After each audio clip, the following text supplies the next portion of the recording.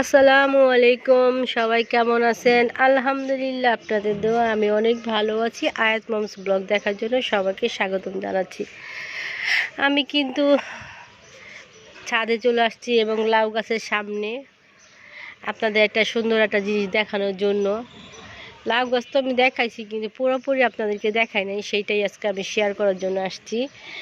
আর এই লাউ গাছটা কিন্তু আমার সে আগের লাউ গাছটা না, প্রথম যে শীতের আগে এটা বুনছিলাম সেই লাউ গাছে কিন্তু লাউ আমি খেয়ে ফেলছি প্রায় 6-7টা। ওইটা তো আপনাদেরকে সাথে শেয়ার করছি হয়তো 2-1টা ভিডিওতে। কিন্তু এরপরে কিন্তু আমি আবার লাউ গাছ বুনছি। লাউ গাছ বোনার পরে মানে লাউ গাছকে বীজ বুনছিলাম, বীজ বোনার পরে লাউ গাছও বড় হয়ে গেছে।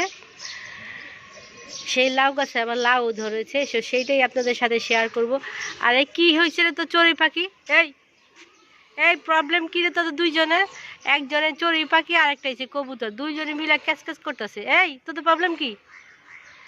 আমাকে কাজ করতে দাও। এই হয়েছে সেই লাউ গাছের লাউ, চড়ুই পাখি বহুত ডিস্টার্ব করতেছে।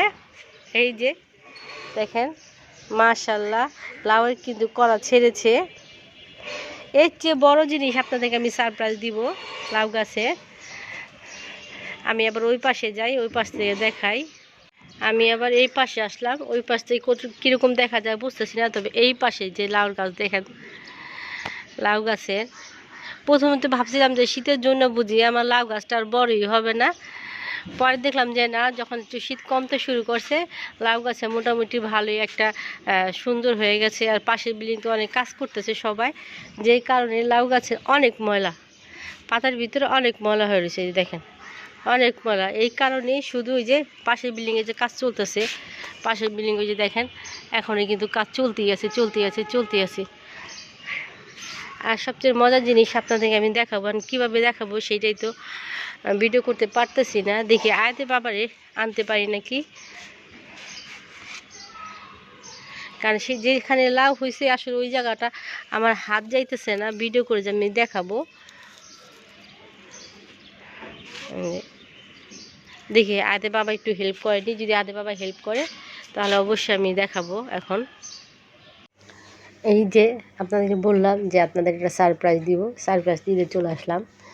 এই দেখেন আমার লাউ গাছের লাউ কিন্তু ঝুলতেছে। সামনেটা একটু ছোট, কিন্তু তারপরে ক্যামেরার মধ্যে বড় দেখা যাচ্ছে, কিন্তু পিছনেরটা বড়। এই যে দেখেন, ভাবা যায় 7 তলার উপর লাউ গাছ, সেই লাউ গাছে লাউ ঝুলতেছে। আমার এই ভিডিওটা করতে অনেক কষ্ট হয়ে গেছে, কারণ ভিডিওটা অনেক মানে কি বলবো, অনেক ভিতরে লাউ গাছ, আর ওখানে যাওয়া যায় না, 2 বিল্ডিংয়ের মাঝখানে পড়ে গেছে। তবে সুন্দর জিনিস আপনাদের সাথে শেয়ার করলাম, ভালো লাগলো। নিজের হাতে বোনা ফল দেখতেও ভালো লাগে, মাশাআল্লাহ। অবশ্যই কমেন্ট করে জানাবেন আমার লাউ গাছের লাউ কেমন হলো। লাউ গাছের আপডেট দিয়ে দিলাম,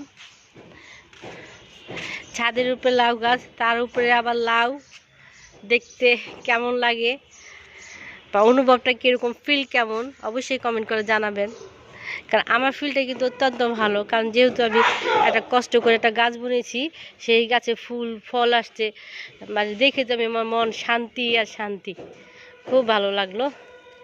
সেই ভালোবাসা দিবসে এরকম 2টা ফুল ছিঁড়ছিলাম আপনি লাউ গাছে, এই বড় বড় হয়েছিল ফুল 2টা, সেই 2টা ফুল ছিঁড়া হাতে বাপরে দিছিলাম, বাবারা দিছিলাম লাও ভালোবাসা দিবসে ফুল।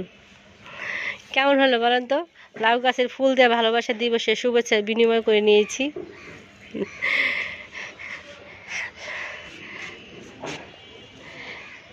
সবাই ভিডিওটি অবশ্যই দেখবেন, আমার পাশে থাকবেন। আর কেমন ভিডিও হলো বা কেমন আমার লাউ গাছ হলো অবশ্যই কমেন্ট করে জানাবেন। সবাইকে অনেক অনেক ধন্যবাদ। আসসালামু আলাইকুম, আল্লাহ হাফেজ। এই দেখেন আমি যে ছাদের উপরে, আল্লাহ হাফেজ।